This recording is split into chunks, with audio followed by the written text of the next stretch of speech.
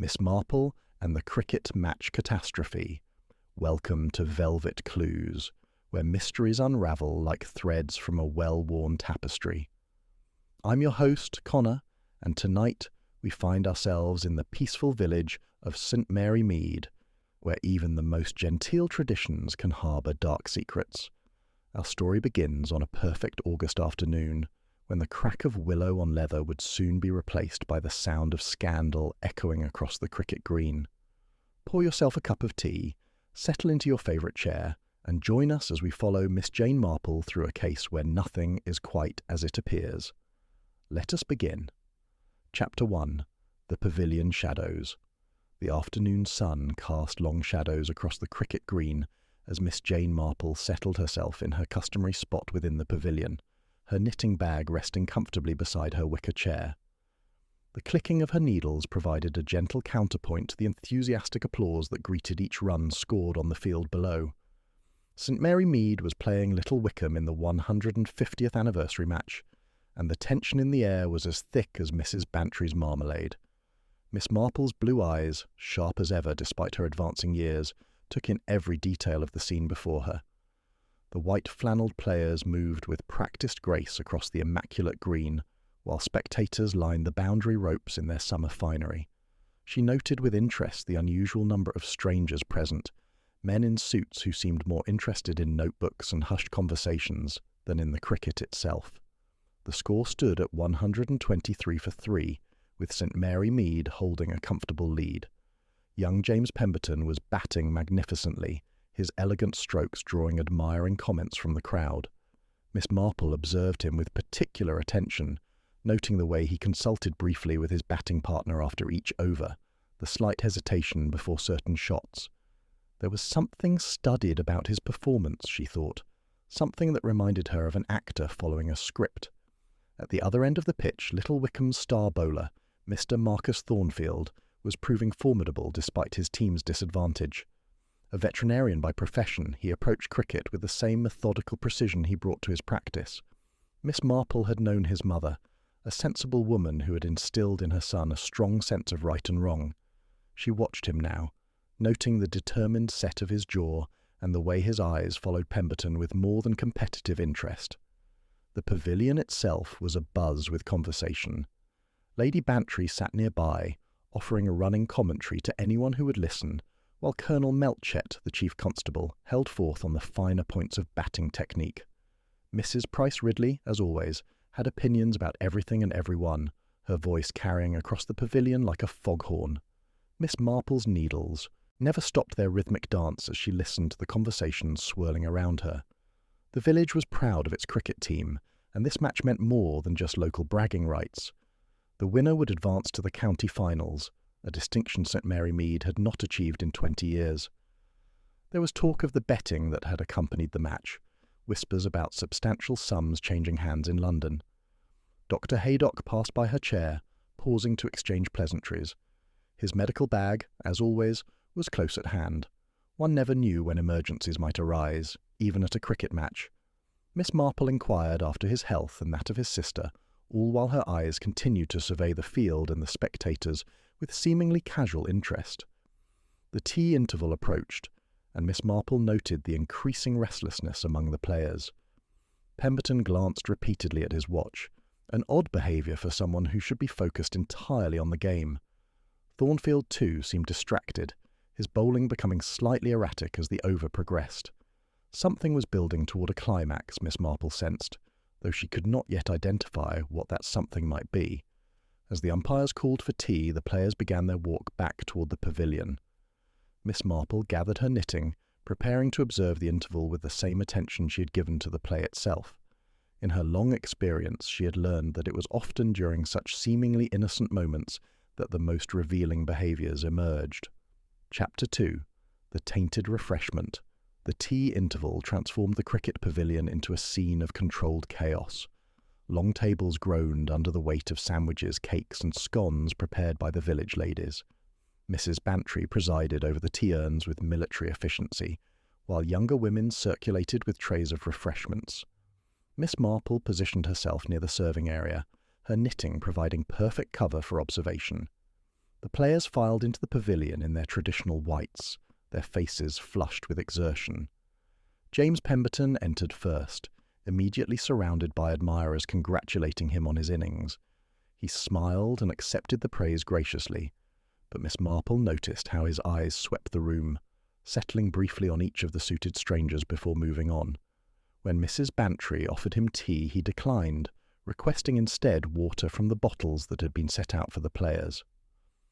Marcus Thornfield arrived moments later, less surrounded by well-wishers but equally focused. He too moved directly toward the water bottles, a practical choice given the August heat and his exertions on the field. Miss Marple observed that there were 6 identical bottles lined up on the players' table, each marked with coloured tape to indicate which team they belonged to. 3 bore red tape for Little Wickham, 3 blue for St. Mary Mead. What happened next occurred with such casual swiftness that most observers missed it entirely. Pemberton reached for one of the blue-taped bottles, but in the same moment Thornfield, arriving from a different angle, grasped the same bottle. There was a brief moment of polite confusion, both men laughing at the near collision. Thornfield apologised profusely and reached for a red-tape bottle instead, while Pemberton took a different blue bottle from the table. Miss Marple's needles paused for just a fraction of a second. Something about the exchange troubled her, though she could not immediately identify what. The 2 men moved apart, Pemberton joining a group of St. Mary Mead supporters, while Thornfield found a quieter corner. Both drank deeply from their bottles, the cool water clearly welcome after their time in the sun. The interval conversation turned, as such conversations often do, to the subject of betting. Colonel Melchett expressed his disapproval of gambling on amateur sport, while others defended it as harmless tradition. Miss Marple learned through careful listening that the London bookmakers had established odds on the championship, with substantial money wagered on both sides. The collapse of either team's chances would represent significant losses or gains for those who had placed bets. Mrs. Price Ridley, never one to keep gossip to herself, mentioned in carrying tones that she had heard of 3 villagers who had placed unusually large bets on Little Wickham to win, despite St. Mary Mead being clear favourites. This caused some raised eyebrows and speculation about misplaced loyalty or inside knowledge. Miss Marple filed this information away carefully, her fingers resuming their steady work on the half-finished cardigan. It was perhaps 15 minutes into the interval when Marcus Thornfield began to look unwell. At first, it was merely a slight pallor beneath his sun-reddened skin, but within moments he was swaying on his feet. Dr. Haydock, alert as always to medical emergencies, was at his side immediately. Thornfield's bottle slipped from nerveless fingers, clattering to the pavilion floor as he collapsed into the doctor's supporting arms. The festive atmosphere evaporated instantly. Women screamed, men rushed forward to help, and chaos threatened to overwhelm the scene. Dr. Haydock, with admirable calm, directed that Thornfield be laid flat and his collar loosened. The doctor's examination was swift but thorough, his expression growing increasingly grave as he checked pulse and pupils. When he finally looked up, his announcement silenced the agitated crowd. Thornfield had been poisoned, drugged with a powerful sedative that had acted with frightening speed. The doctor's immediate actions had prevented worse consequences, but the bowler would be in no condition to continue playing, possibly not for several days. The match, so important to both villages, would have to be postponed. And more importantly, someone had attempted to sabotage the game through the most serious means possible. Chapter 3. The Calculated Dose. The aftermath of Marcus Thornfield's collapse transformed the cricket pavilion into an impromptu investigation site. Dr. Haydock had arranged for the stricken bowler to be transported to his surgery for more thorough treatment, but not before securing the water bottle that had contained the sedative. Inspector Slack arrived within the hour, his sceptical expression suggesting he viewed the incident as more foolishness than serious crime. Miss Marple remained in her chair, her knitting untouched now as she observed the proceedings with keen interest. The inspector interviewed witnesses in a perfunctory manner, clearly viewing the matter as some form of juvenile prank gone wrong. However, Miss Marple's keen mind was already working through the implications of what she had witnessed, and her conclusions were leading in a very different direction. The sedative dose, as Dr. Haydock explained to Inspector Slack within Miss Marple's hearing, had been carefully calculated. Too little would have been ineffective, too much potentially fatal. This was not the work of someone acting impulsively, but rather someone with knowledge of pharmacology and access to controlled substances. The doctor noted that the particular sedative used was commonly employed in veterinary practice for large animals, a detail that caused several heads to turn toward the unconscious Thornfield, who was himself a veterinarian. Miss Marple found this irony particularly instructive. Here was the victim, the man who had been incapacitated, yet he was also someone who would have ready access to the very substance that had harmed him. It was the sort of puzzle that reminded her of a case she had once heard about involving a gardener and weed killer. Sometimes the obvious connection was precisely what one needed to question most carefully. James Pemberton stood apart from the main group, his cricket whites somehow maintaining their pristine appearance despite the afternoon's exertions. He appeared appropriately concerned about Thornfield's condition, offering assistance where needed, and expressing shock at such unsportsmanlike behaviour. Yet Miss Marple noticed how his eyes continued to track the inspector's movements, how his hand occasionally strayed to his pocket where his mobile telephone rested. The betting angle emerged more prominently as the afternoon wore on. The 3 villagers who had placed large bets on Little Wickham were quickly identified and questioned. Each had their reasons. One claimed inside knowledge of St. Mary Mead's recent form, another cited loyalty to friends in the neighbouring village, the third simply insisted on backing the underdog. Inspector Slack seemed satisfied with these explanations, noting that none of them would have benefited from poisoning their own team's best player. This logic, Miss Marple reflected, was exactly where the inspector's thinking became muddled. The assumption was that someone from St. Mary Mead had poisoned Thornfield to ensure their team's victory. But such an action would be not only unsporting, but also remarkably obvious in its benefit to the perpetrator. In her experience, criminals who wished to avoid detection rarely committed crimes that pointed so directly to themselves.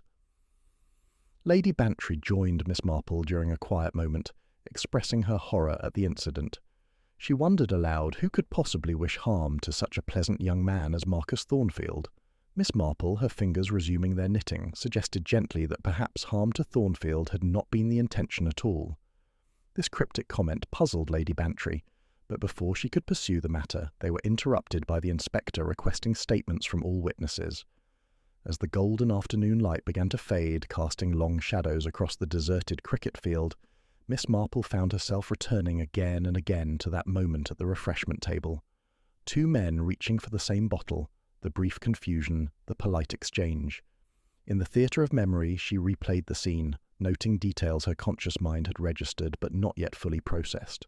The way Thornfield had apologised, perhaps too readily, the angle from which he had approached, the specific bottle Pemberton had ultimately taken. The realisation, when it came, was both startling and illuminating. What if Marcus Thornfield had not been the intended victim at all? What if the poisoned bottle had been meant for someone else entirely, and Thornfield had merely taken it by mistake? If that were true, then everything about the case shifted dramatically. The question became not who wished to harm Thornfield, but who had wanted to incapacitate someone else, and why that person had escaped harm through pure chance. Chapter 4. The Pattern of Play. The following morning found Miss Marple in her cottage garden, ostensibly tending to her roses but actually deep in contemplation of the previous day's events. The postponed cricket match had created considerable disruption in both villages, with heated debates about whether it should be replayed or the result called as it stood. Inspector Slack had declared his investigation ongoing, though his lack of urgency suggested he viewed the matter as minor mischief rather than serious crime. Dr. Haydock called on Miss Marple after his morning surgery hours, bringing news of Marcus Thornfield's condition. The veterinarian was recovering well, with no lasting effects expected from the sedative. However, he would not be fit to play cricket for at least a week.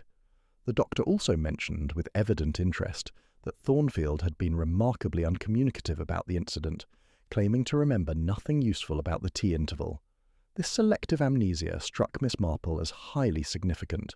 In her experience, victims of crimes typically wish to assist investigations, not hinder them. She inquired delicately whether Dr. Haydock had formed any opinion about Thornfield's state of mind.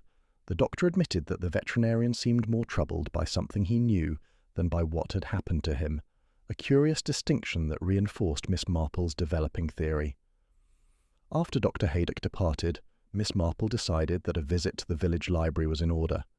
The librarian, Miss Marbury, was an efficient woman who took pride in maintaining comprehensive local records.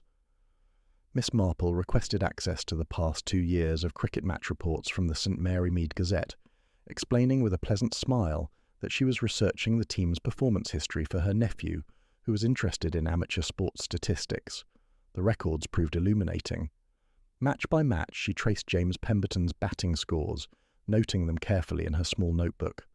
At first glance, his performance seemed impressively consistent, but as Miss Marple's practiced eye studied the numbers, a troubling pattern emerged. Pemberton's scores showed a remarkable tendency to fall within very specific ranges, particularly in matches where substantial betting had been reported. In one match, St Mary Mead had needed exactly 43 runs to win, and Pemberton had scored 45 before being dismissed. In another, the team had been projected to score over 200, but Pemberton's unexpected collapse for 32 runs had kept them to 185. Time and again, his batting had achieved or prevented specific totals that corresponded, Miss Marple realised, to betting spread requirements. She was reminded of a case she had once heard about involving a bridge player who consistently made specific numbers of tricks. The mathematical improbability of such consistency had eventually exposed a cheating scheme. Here, in cricket form, was the same sort of impossible regularity masquerading as natural performance variation. No batsman, however skilled, could control his scoring so precisely across dozens of matches, unless he was doing so deliberately. The implications were staggering. James Pemberton, St Mary Mead's pride, and the village's hope for county glory, had been fixing cricket matches. He had been manipulating outcomes to serve betting interests, corrupting the very sport he appeared to champion. The amounts of money involved would have been substantial, given that amateur cricket gambling, while officially discouraged, was known to attract significant wagering from London bookmakers. Miss Marple's next call was to Mrs. Hargreaves, the wife of the local bank manager. She accomplished this with her usual indirect method, complimenting Mrs. Hargreaves on her garden roses and mentioning that she had seen James Pemberton admiring them recently.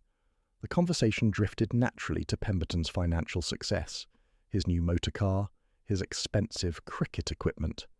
Mrs. Hargreaves, ever mindful of banking confidentiality but unable to resist a little gossip, mentioned that she had heard her husband express surprise at Pemberton's regular large deposits. These deposits, occurring monthly over the past 2 years, could not be explained by Pemberton's declared income as a clerk at the grain merchants. Each one corresponded, Miss Marple noted when she later checked her notebook, to the timing of important cricket matches. £500 per match, she estimated, though the exact figures would require access to banking records that Inspector Slack would need to obtain officially.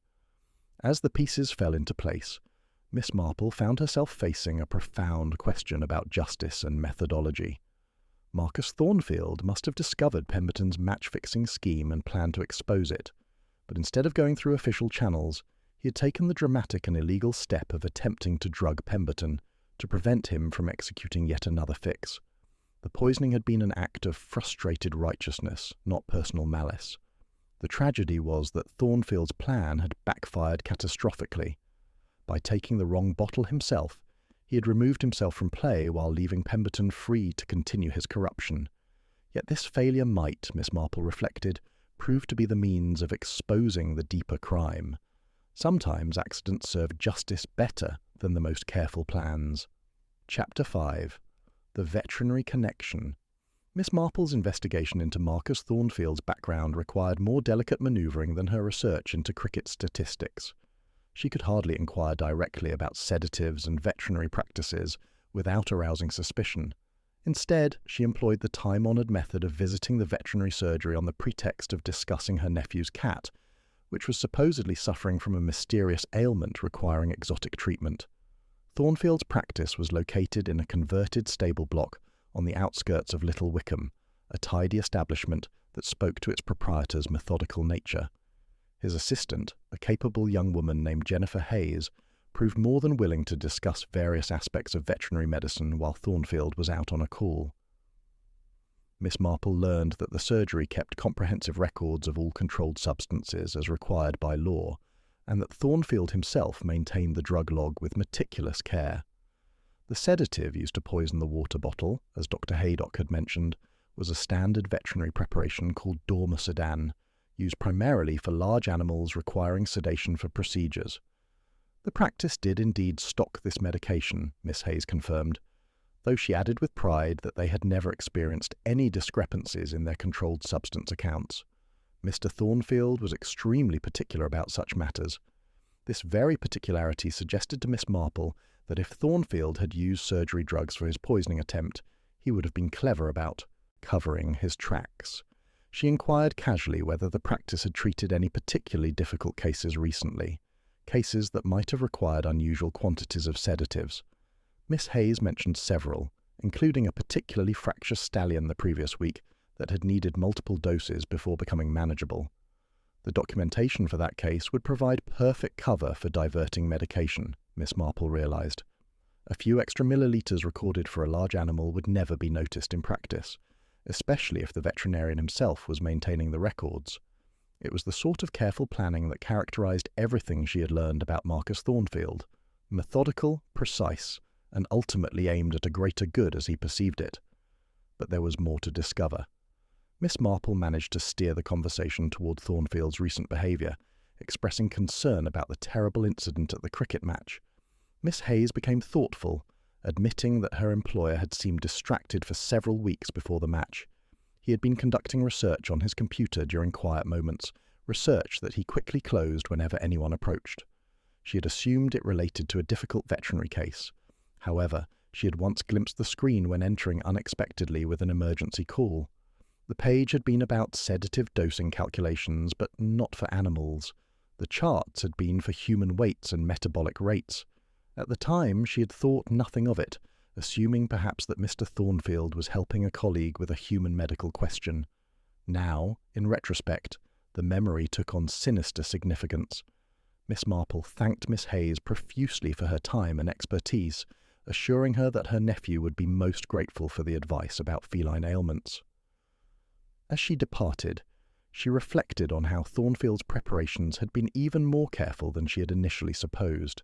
He had researched the dosing to ensure it would incapacitate but not kill, had diverted the medication in a way that left no obvious trail, and had planned his attempt for a public venue where the poisoning would seem to be part of a gambling-related sabotage. The only thing Thornfield had not planned for was the possibility of taking the poisoned bottle himself. That single moment of confusion at the tea table, that brief instant when two hands reached for the same bottle, had undone weeks of careful preparation. It was the sort of irony that would have been amusing were it not for the serious implications for everyone involved. That evening, as Miss Marple sat with her knitting and reflected on the case, she found herself considering the moral complexities that lay at its heart. Thornfield had attempted a crime to prevent a greater crime. Pemberton had corrupted an entire sport for financial gain. The village had unknowingly celebrated a fraud as their sporting hero, and somewhere in London, bookmakers had profited from manipulated matches while honest bettors lost their money on rigged outcomes. The question now became not simply who had committed which crime, but how to untangle this web of wrongdoing in a way that served justice while minimizing harm to the innocent. Miss Marple had exposed criminals before, but this case required something more nuanced than simple revelation. It required careful consideration of how truth should be told, and in what order, to achieve the best possible outcome for all concerned. Chapter 6. The London Connection. The following morning brought an unexpected visitor to Miss Marple's cottage. A gentleman in a well-cut suit and expensive shoes introduced himself as Mr. Dennis Cartwright, representing a London betting syndicate. His manner was affable, but his eyes were sharp as he inquired whether Miss Marple might spare him a few moments to discuss the unfortunate incident at the cricket match. She invited him in with her customary courtesy, offering tea and settling herself to listen. Mr. Cartwright explained that his firm had taken substantial bets on the championship match, and the suspicious circumstances surrounding Thornfield's poisoning had prompted internal investigation. They had discovered irregularities in betting patterns across multiple amateur cricket matches over the past 2 years, always involving St. Mary Mead games where James Pemberton was playing. The syndicate suspected match-fixing, but had insufficient evidence to prove it. Miss Marple listened with apparent mild interest, while her mind worked rapidly. The appearance of this bookmaker confirmed her theory, but also complicated matters considerably. If a London syndicate had been conducting its own investigation, then Pemberton's scheme had attracted professional criminal attention. The situation was more dangerous than she had initially supposed, involving not merely local sports corruption but organised betting fraud. Mr. Cartwright produced a folder containing detailed betting records and statistical analyses that matched Miss Marple's own observations about Pemberton's scoring patterns. The bookmaker's investigation had been more comprehensive, tracking not only Pemberton's performances, but also the betting patterns of several individuals who appeared to be working in coordination. These individuals, Cartwright believed, were part of an organised ring that had corrupted multiple amateur cricket competitions across southern England. The amounts involved were staggering. Over 2 years, the syndicate calculated that fraudulent bets had cost honest punters over £50,000, while enriching the match fixers and their confederates by similar amounts. Pemberton himself had likely received £10,000 to £12,000 for his cooperation, a substantial sum for a grain merchant's clerk. The revelation explained his new motor car and apparently prosperous lifestyle, despite modest declared income. However, Mr. Cartwright made clear that his firm's primary interest was not in prosecution but in preventing further losses. If they could identify the organisers of the fixing scheme and bar them from betting, the syndicate would consider the matter resolved. He asked whether Miss Marple, in her observations of village life, had noticed anything that might help identify Pemberton's accomplices or the person coordinating the scheme. This put Miss Marple in a delicate position. She had information that could assist Cartwright, but sharing it would involve her more deeply in what was clearly a criminal investigation beyond Inspector Slack's limited resources. Moreover, she needed to protect Marcus Thornfield while ensuring that Pemberton's corruption was properly exposed. The situation required careful navigation between multiple competing interests. She chose her words carefully, suggesting that Mr. Cartwright might wish to examine the records of veterinary practices in Little Wickham, particularly regarding the acquisition and documentation of controlled substances. This cryptic guidance clearly puzzled the bookmaker, but he noted it in his small book with professional courtesy. Miss Marple also mentioned that the bank manager might have information about unusual financial transactions, though she stressed the importance of proper legal procedures in obtaining such records. After Cartwright departed, Miss Marple sat for a long while in contemplation. The involvement of professional betting interests added a layer of urgency to the case. If Pemberton felt threatened by investigation, he might attempt to flee or destroy evidence. If Thornfield's role in the poisoning became known to the wrong people, he could face retribution from those whose profits he had threatened. The situation required resolution before it escalated into something more dangerous. She reached for her telephone and dialed Inspector Slack's number.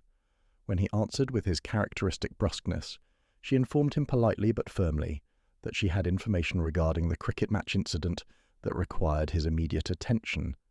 The inspector's sceptical sigh was audible, but he agreed to call on her that afternoon. Miss Marple prepared herself for what would be a challenging conversation, one that would require her to present evidence carefully while protecting certain confidences. The case was reaching its crisis point. Multiple interested parties were now circling the truth, each with their own agenda.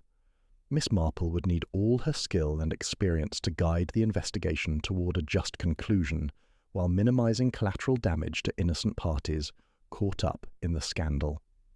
Chapter 7. The Confession Gambit. Inspector Slack arrived at Miss Marple's cottage with evident reluctance, clearly viewing this as an interruption to more pressing duties. However, his scepticism began to erode as Miss Marple systematically presented her evidence regarding James Pemberton's match-fixing scheme. The statistical analysis of batting scores, the unexplained bank deposits, the betting patterns that Mr. Cartwright had documented, all combined to paint a damning picture of systematic corruption. The inspector's expression grew increasingly grave as he absorbed the implications. A beloved local sportsman corrupting amateur cricket for financial gain represented not merely criminal fraud, but a betrayal of community trust. The scandal would devastate St. Mary Mead's reputation and cast doubt on every sporting achievement the village had celebrated. Inspector Slack, for all his limitations, understood the social dimension of crime and its impact on village cohesion. However, Miss Marple had saved the most difficult revelation for last. She explained her theory about Marcus Thornfield's role in the poisoning, presenting it not as certain fact but as a logical deduction requiring further investigation. Thornfield had discovered Pemberton's scheme, she suggested, and had taken illegal action to prevent the latest fix while gathering evidence for official channels. The poisoning had been intended for Pemberton, not for Thornfield himself. This theory shocked Inspector Slack more than the match-fixing revelations. The idea that a respectable veterinarian would attempt to drug another person, even with good intentions, challenged his comfortable assumptions about village life and the nature of criminality. He protested that they had no proof of Thornfield's involvement, only Miss Marple's speculation based on access to sedatives and suspicious behaviour. Miss Marple acknowledged this limitation, but suggested a strategy that might resolve the uncertainty. If Inspector Slack were to interview Pemberton regarding the match-fixing allegations, presenting strong enough evidence to make denial pointless, the cricketer might reveal information about Thornfield's investigation and the events surrounding the poisoning. Criminals, when cornered, often sought to deflect blame onto others, especially if those others could be portrayed as worse offenders. The inspector agreed to this approach, arranging for Pemberton to be brought to the police station that afternoon for questioning. Miss Marple accompanied him, not as an official participant, but as an observer whose insights might prove valuable. Lady Bantry joined them, her status as magistrate's wife providing social cover for what would otherwise have been an unusual arrangement. James Pemberton arrived at the station with the confident bearing of someone who believed himself untouchable. His lawyer, hastily summoned from the county town, advised him to answer no questions without conferring first. However, Inspector Slack's presentation of the evidence, laid out with methodical thoroughness, visibly shook the cricketer's composure. The statistical impossibility of his scoring patterns, the documented bank deposits, the coordination with known betting irregularities, all combined to create an overwhelming case. The truly devastating blow came when Inspector Slack revealed that the London betting syndicate had been conducting its own investigation and had identified Pemberton's accomplices in the fixing ring. These individuals, facing their own exposure, had begun cooperating with authorities to minimise their sentences. Pemberton's continued silence, the inspector suggested, would only ensure that he bore the full weight of prosecution while his confederates received lighter treatment.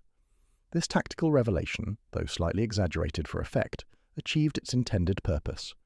Pemberton's lawyer requested a private consultation, during which angry voices could be heard through the interview room door. When they emerged, Pemberton had agreed to provide a full statement in exchange for consideration of his cooperation. What followed was a detailed confession of the match-fixing scheme. For 2 years, Pemberton admitted he had been paid £500 per match to ensure specific outcomes or score within predetermined ranges. The scheme had been organised by a London bookmaker who specialised in amateur sports betting, where oversight was minimal and manipulation relatively easy. Pemberton had been recruited after financial difficulties made him vulnerable to the promise of substantial supplementary income. But then, Pemberton revealed something that confirmed Miss Marple's theory, while adding an unexpected dimension. Marcus Thornfield had indeed discovered the scheme, having noticed the same statistical patterns that Miss Marple had identified. Thornfield had confronted Pemberton privately 3 weeks before the championship match, threatening to expose him unless he withdrew from cricket entirely. Pemberton had refused, leading to escalating tension between them. The poisoning attempt, Pemberton claimed, had been Thornfield's desperate effort to prevent the championship fix. The veterinarian had researched sedatives and planned the dosing carefully, intending to incapacitate Pemberton without killing him. The confusion at the tea table had been no accident, Pemberton insisted. Thornfield had deliberately created the distraction while switching the bottles, but had then taken the poisoned one himself in the chaos. Chapter 8. The Moral Maze. The revelation of Pemberton's confession created immediate complications for everyone involved in the investigation.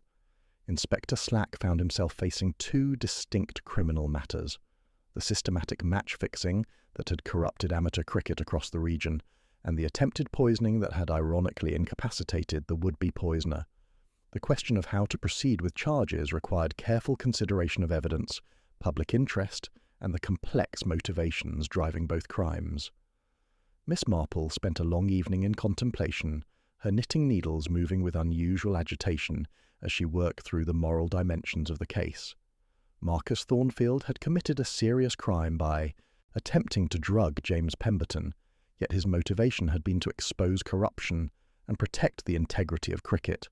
Pemberton had systematically defrauded honest bettors and corrupted sporting competition, enriching himself while betraying his community's trust. Which crime deserved more severe condemnation? Dr. Haydock called on her that evening, sharing his own troubled thoughts about the case. As Thornfield's physician and the person who had saved his life after the accidental self-poisoning, he felt some responsibility for the veterinarian's welfare. He revealed that Thornfield had confided in him about discovering the match-fixing and his frustration with the apparent impossibility of proving it through official channels. The veterinarian had gathered extensive documentation but feared it would be dismissed as circumstantial. This revelation added another layer to the case. Thornfield had not acted impulsively or out of mere vindictiveness. He had attempted to work through proper procedures, compiling evidence and seeking advice on how to report his suspicions. The sports authorities had been slow to respond, concerned about false accusations against amateur players and the difficulty of proving financial corruption in cash-based betting systems. Thornfield's illegal action had been born of frustration with legal inadequacy. Miss Marple recognized this pattern from other cases she had encountered. Sometimes the law's requirement for absolute proof created situations where wrongdoing continued unchecked because evidence standards were difficult to meet. Thornfield had faced a choice between allowing Pemberton to corrupt one more match while building a legal case, or taking illegal action to stop immediate harm while risking his own prosecution.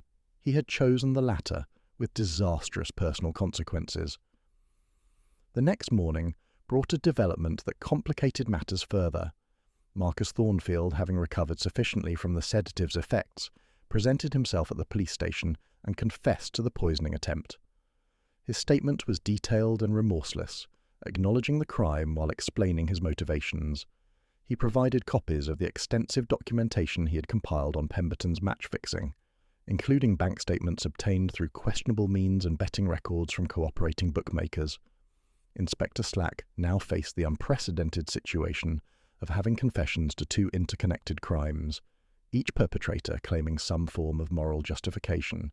Pemberton argued that he had merely taken advantage of a system that already existed, that amateur cricket gambling was widespread, and if he hadn't fixed matches, someone else would have.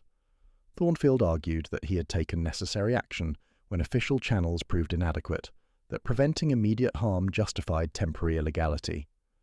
The inspector consulted with the chief constable and the director of public prosecutions about how to proceed. The legal position was clear enough. Both men had committed criminal offences and could be prosecuted. However, the political and social dimensions were more complex. Prosecuting Thornfield might be seen as punishing a whistleblower, while treating him leniently could encourage vigilante action. Prosecuting Pemberton was necessary, but would devastate St. Mary Mead and cast doubt on every sporting achievement the village had celebrated. Miss Marple proposed a solution during an afternoon visit to the police station. She suggested that Thornfield's cooperation in exposing the match-fixing ring, his documentation of extensive betting fraud, and his accidental self-inflicted punishment might justify a suspended sentence or community service, rather than imprisonment. His veterinary practice served a vital community function, and removing him would harm many innocent parties. Moreover, his actions had ultimately led to exposing a far more serious and widespread criminal enterprise. Regarding Pemberton, Miss Marple recommended full prosecution, but with emphasis on his cooperation and the broader context of organised betting fraud. He should face consequences for his corruption, but the legal process should also address the systemic issues that had enabled match-fixing to flourish in amateur cricket. The case could serve as precedent for stronger oversight and betting regulation. Inspector Slack found this balanced approach appealing, though he noted that ultimate decisions would rest with prosecuting authorities and the courts. However, Miss Marple's recommendations would carry weight in his reports, particularly given her role in uncovering both crimes and understanding their complex interconnections. That evening, Miss Marple received a visitor she had half expected. Marcus Thornfield arrived at her cottage, looking considerably older than his years. the weight of his actions evident in his bearing. He thanked her quietly for her understanding of his motivations, though he made clear he expected no leniency for what he had done. He had broken the law, endangered a life, and brought scandal to his profession. Miss Marple listened with sympathy, then spoke with characteristic directness. She observed that moral complexity did not excuse illegal action, but neither did it render such action completely indefensible. Thornfield had faced an impossible choice, and made the decision he believed would prevent greater harm.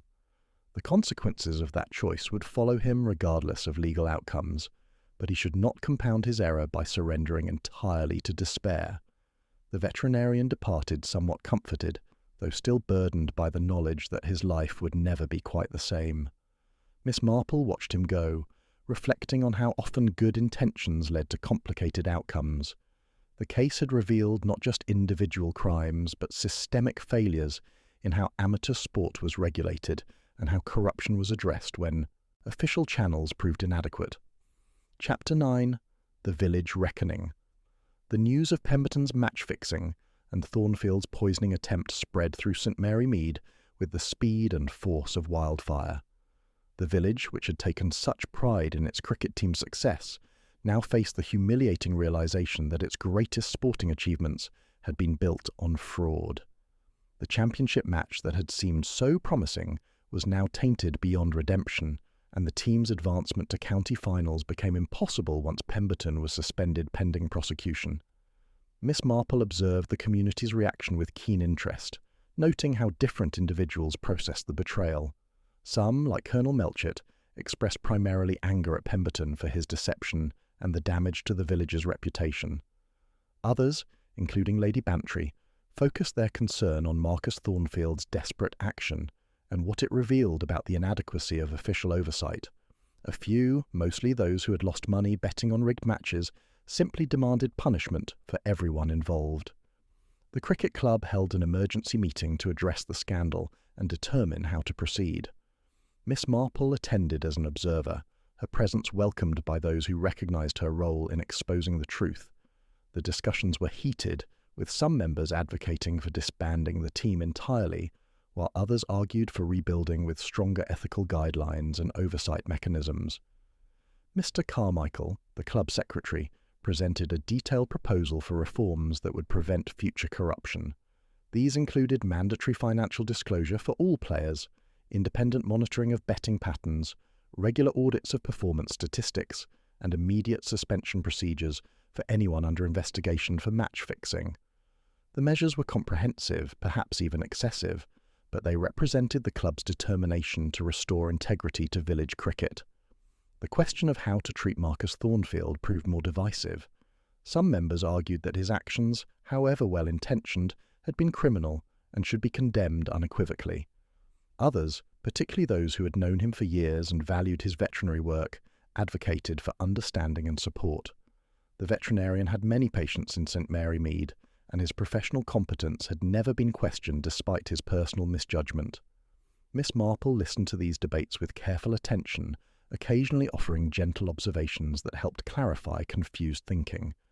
She noted that condemning Thornfield while ignoring the systemic failures that had driven him to desperation would be both unjust and unhelpful. The community needed to examine how corruption had flourished undetected, how betting culture had been allowed to undermine amateur sport, and how whistleblowers could be supported rather than forcing them toward illegal action. The meeting concluded with a resolution that St. Mary Mead would cooperate fully with investigations, implement comprehensive reforms, and support both accountability and rehabilitation for those involved. The cricket season would continue with substitute players, though the team's chances of success were now minimal. The focus would shift from winning to demonstrating that the village could learn from scandal and emerge with stronger values. In the days that followed, individual conversations revealed the personal toll of the scandal. James Pemberton's family faced social ostracism, his wife and children bearing the shame of his actions. His elderly mother, a respected member of the Women's Institute, withdrew from community activities entirely. The grain merchant who had employed Pemberton dismissed him immediately, concerned about the business's reputation. Marcus Thornfield's situation was more ambiguous. His veterinary practice saw some clients withdraw their business, uncomfortable with his criminal actions. However, many others remained loyal, recognizing the quality of his professional work and sympathizing with the impossible position he had faced. His assistant, Jennifer Hayes, proved particularly steadfast, managing the practice during his legal proceedings and publicly defending his character, despite his admitted wrongdoing. The betting syndicate, represented by Mr. Cartwright, pursued civil action against Pemberton and his accomplices for fraud. The amounts involved meant that even if criminal charges resulted in minimal punishment, the financial consequences would be severe and lasting. Pemberton faced bankruptcy and the destruction of any hope for financial security, appropriate consequences for someone who had profited from corruption. Miss Marple spent considerable time during this period visiting those most affected by the scandal, offering quiet support and practical wisdom. She spoke with Pemberton's wife about managing family finances and social relationships during difficult times. She counselled Thornfield about accepting responsibility while not surrendering to excessive guilt. She even visited the three villagers who had placed large bets on Little Wickham, helping them understand how their gambling had inadvertently been part of the broader corruption. Through all these interactions, Miss Marple maintained her characteristic perspective that human nature was complex and that moral failures often emerged from weaknesses everyone shared to some degree. Pemberton had succumbed to financial temptation, Thornfield to righteous frustration, the betters to the lure of easy money. Understanding these motivations did not excuse the actions, but it did provide a framework for moving forward constructively. Chapter 10. The Final Over. 3 months after the cricket match catastrophe, the legal proceedings reached their conclusion. James Pemberton pleaded guilty to multiple counts of fraud and conspiracy to corrupt sporting outcomes. The judge, acknowledging his cooperation and the broader context of organised betting fraud, sentenced him to 18 months imprisonment suspended for 2 years, along with 200 hours of community service and a lifetime ban from participating in organised cricket. The civil judgment required him to repay his ill-gotten gains with substantial interest.